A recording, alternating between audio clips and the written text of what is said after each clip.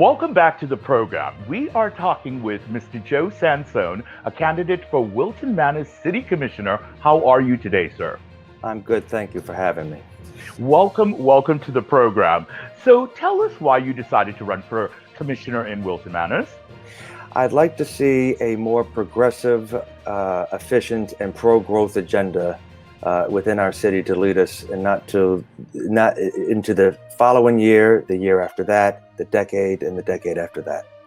What do you think qualifies you for the position, sir?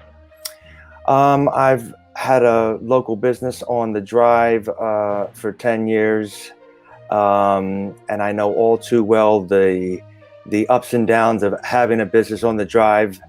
The lack of season when we go into the summer season, going to bed at night with sweat beads rolling down your back because you don't know how you're going to make payroll and rent at the same time, and that's before you put food on your own table. Yes.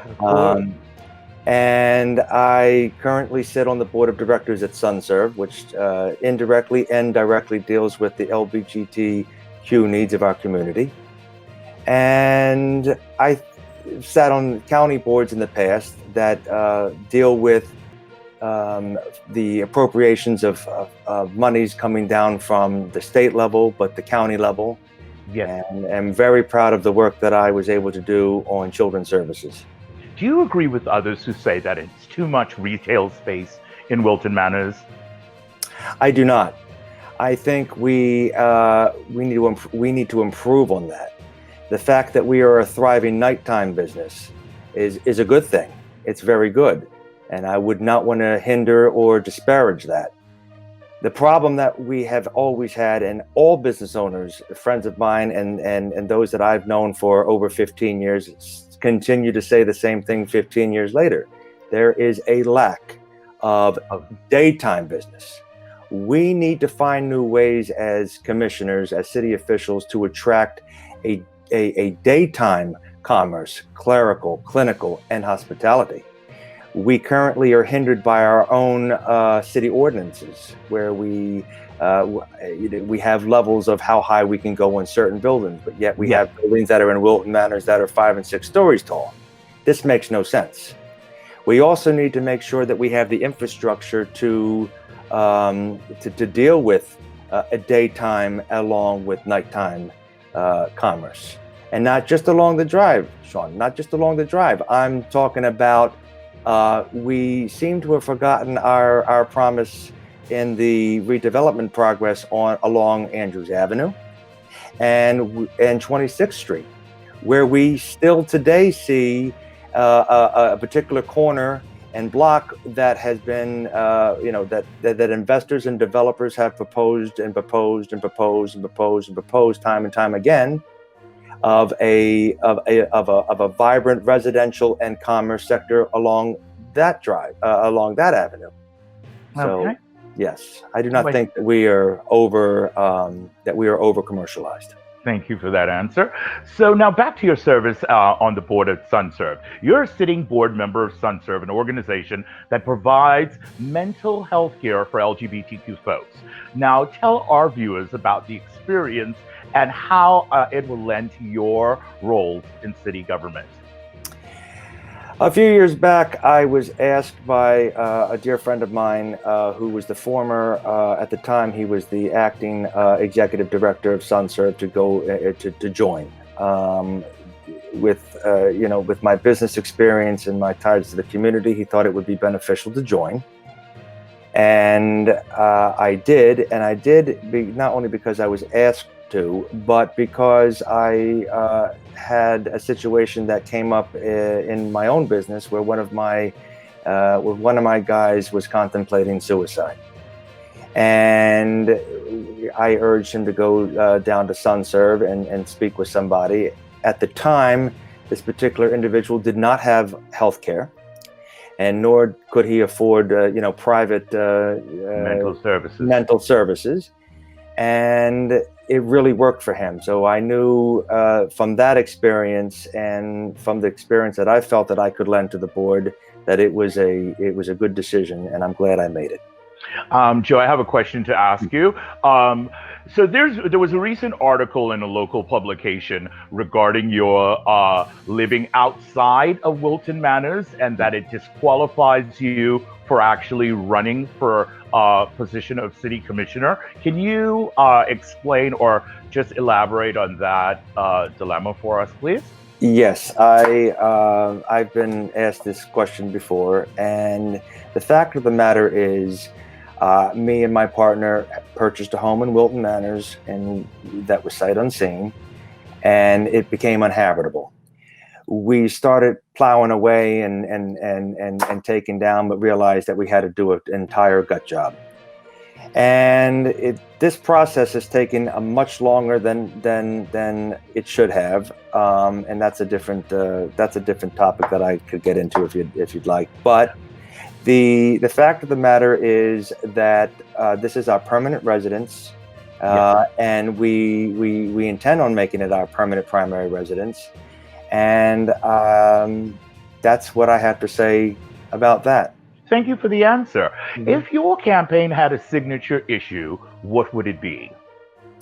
My signature issue would be, like I stated, to really implement a pro-growth, common sense growth. We don't want to be our neighboring city like Fort Lauderdale, and overgrow.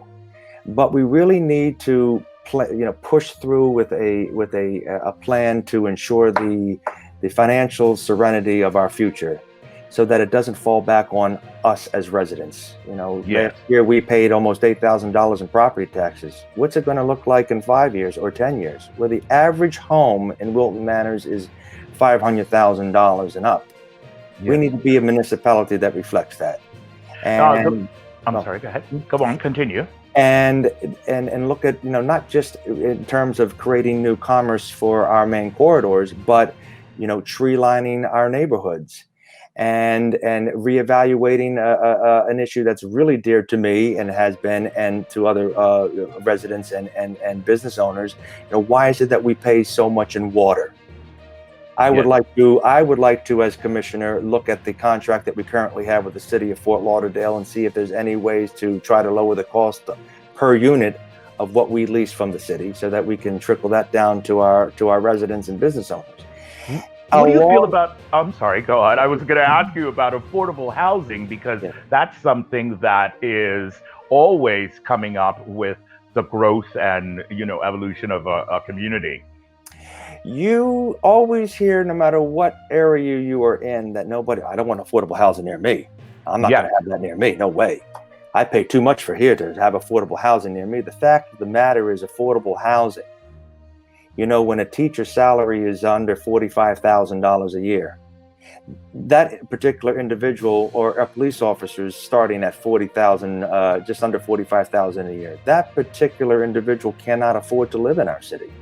So how are we going to expect, how are we going to expect a thriving community if our own workers and our own business owners can't afford to teachers and police officers and et cetera live in our community? We have a problem with we always have.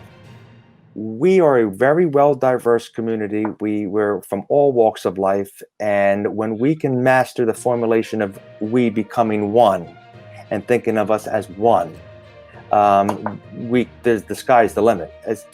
In terms of your question, I'm for affordable housing. We need it. I directly deal with the issues of affordable housing, especially with, our agency deals with our aging HIV afflicted members of our community. That's a problem. Affordable housing and Yes, healthcare, to balance both. I pay for my medication, I pay for my rent. of We course. need to look at that. Yes, of course. Now, the local economy has been devastated by the coronavirus. What will you do as a commissioner to help revitalize the small business sector in Wilton Manors? Well, first thing is first, we cannot be in denial. We don't have any leadership from our federal level, and we certainly don't have any leadership from our state level. And henceforth, the role of a governor has now fallen on to our local mayors and our local commissions. And I think we need to we need to know that we are not out of we are not out of this pandemic, not even close. My partner is a doctor, and he deals with this on a day-to-day basis. So I know what's going on through him. Yes. And we need to ensure the proper precautions. We can't have a shutdown economy, because we just can't. But we damn know need to be aware of our distancing and implementing masks. Yes. And that's going to help at least stabilize the situation, I'm hoping. In the event that this continues in our state, we live in a state where we don't have the government that we deserve, but look at the numbers. I fear that there may be a state shutdown that may occur before this is all over. Yes. Which is why I don't mean to cut you off, but which is why when you go along the drive, there's a lot of empty spaces. We need to really start putting a plan, and this is what I'm talking about. And I continue to harp on this because we need to put a plan to ensure that the economy that we're facing, we can get past it and move forward. Do you support a citywide mandate on wearing masks? Yes. Okay.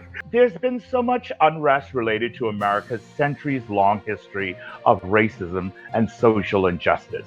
What would you do to bring Wilton Manors help so it can combat these issues plaguing Black and minority communities? Like I said before, we're a community that is made up of a lot of different backgrounds. We're LGBTQ, we are straight, we're families, we're youth, we're Black, we're brown, hell, we're even Italian, some of us. We're Christian, and we're Jewish, and we're Muslim. And we really are a face of what America has always claimed to be, but what America is becoming. A very well diverse country. We as a city, we as Wilton Manors, we're already ahead of the game because of our diversity. We should be proud of our police force, and I don't mean to rear off, but we have a diverse police force that's headed by a wonderful. We as residents and business owners couldn't ask for more in our police chief. That is diverse. So our police department is understanding and knows how to cope with our diversity better than other municipalities. But to answer your question directly, that doesn't mean that there shouldn't be new training methods. That doesn't mean that we shouldn't, be trained. Our officers, and even us, be trained to better deal with growing diversity. I'm sorry. Go on. I think it's a good thing that's happening. We shouldn't have statues of Andrew Jackson, and we shouldn't have the Confederate flag. We shouldn't have schools in predominantly minority areas named after people like General Lee. My father came over here when he was a young boy from Italy. And he, believe it or not, he suffered from bias at different parts of when my family came over here. Not to disperse what's going on now. There's a big problem, and it's a good thing that this is happening.